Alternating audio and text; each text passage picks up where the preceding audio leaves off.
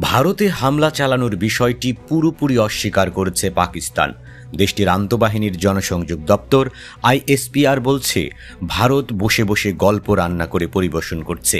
পাকিস্তান হামলা চালালে তা পাকিস্তানি বিশ্বকে জানাবে। সে কথা প্রচারে ভারতের কোনো দরকারই পড়বে না। রাতের আঁধারে রণাঙ্গনের দামামা যখন স্তিমিত, তখন তথ্যযুদ্ধের ময়দানে শুরু হলো নতুন এক নাটকের। ভারতীয় গণমাধ্যমের আকাশ ফুঁড়ে আসা দাবি, পাকিস্তানের F-16 এবং JF-17 যুদ্ধবিমান ভূপাতিত করে তারা, যেন এক মুহূর্তে বিশ্বাস আর অবিশ্বাসের দোলাচলে ঝুলিয়ে দিল সবকিছু। পাকিস্তানের তথ্যমন্ত্রী আতাউল্লাহ তারার যেন এই দাবিকে ছুঁড়ে ফেলে দিলেন। তার এক্স হ্যান্ডেলে তিনি লিখলেন, ভারতের F-16 এবং JF-17 যুদ্ধবিমান ভূপাতিত করার দাবি ভিত্তিহীন এবং বানোয়াট গল্প। মিথ্যা আর মনগড়া কাহিনী তোমাদের কোথাও নিয়ে যাবে না। এই ধরনের মিথ্যা দাবি তোমাদের হতাশারে প্রতিফলন, সম্পূর্ণভাবে প্রত্যাখ্যাত। তার কণ্ঠ যেন স্পষ্ট জানিয়ে দিল, প্রতিপক্ষের প্রতিটি অভিযোগ মিথ্যার আবরণে মোড়া।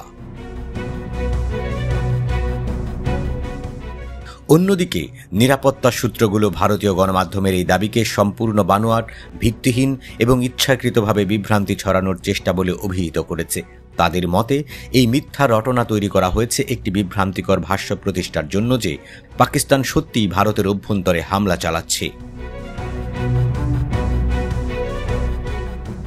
নাম প্রকাশে অনিচ্ছুক সেই সূত্রগুলো আরও জানায়, এই জাল খবরগুলো তৈরি করার উদ্দেশ্য হল পাকিস্তানের বিরুদ্ধে ভারতের চলমান আগ্রাসনকে ন্যায্যতা দেওয়া, একটি মিথ্যা অজুহাত তৈরি করা। এই মনগড়া দাবির কোনো সত্যতা নেই। তাদের কথায় যেন স্পষ্ট প্রতিবাদের সুর, মিথ্যার বিরুদ্ধে এক দৃঢ় অবস্থান। পাকিস্তানের নিরাপত্তা সূত্রগুলো আরও একটি চাঞ্চল্যকর তথ্য সামনে এনেছে। সম্প্রতি অমৃতসরে একটি কথিত হামলার বিষয়েও একই ধরনের ভুয়া খবর ছড়ানো হয়েছিল। তাদের অভিযোগ, এর মূল উদ্দেশ্য ছিল শিখ সম্প্রদায়কে উস্কানি দেওয়া এবং তাদের পাকিস্তানের বিরুদ্ধে খেপিয়ে তোলা। সেই ষড়যন্ত্র ব্যর্থ হওয়ার পরই যেন ভারতীয় গণমাধ্যম অধিকৃত কাশ্মীরে হামলার মিথ্যা গল্প ফাঁদতে শুরু করেছে, আবারও জনসাধারণ ও আন্তর্জাতিক সম্প্রদায়কে বিভ্রান্ত করার উদ্দেশ্যে। তাদের এই ভাষ্যে যেন এক গভীর ষড়যন্ত্রের ইঙ্গিত, একটি ঠান্ডা মাথার খেলা, যেখানে তথ্যকে অস্ত্র হিসেবে ব্যবহার করা হচ্ছে।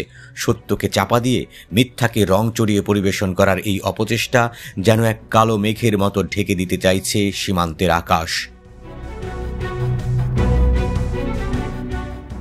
তবে এই তথ্যযুদ্ধের ঘনঘটা ভেদ করে সত্যের আলো কি পৌঁছাবে না?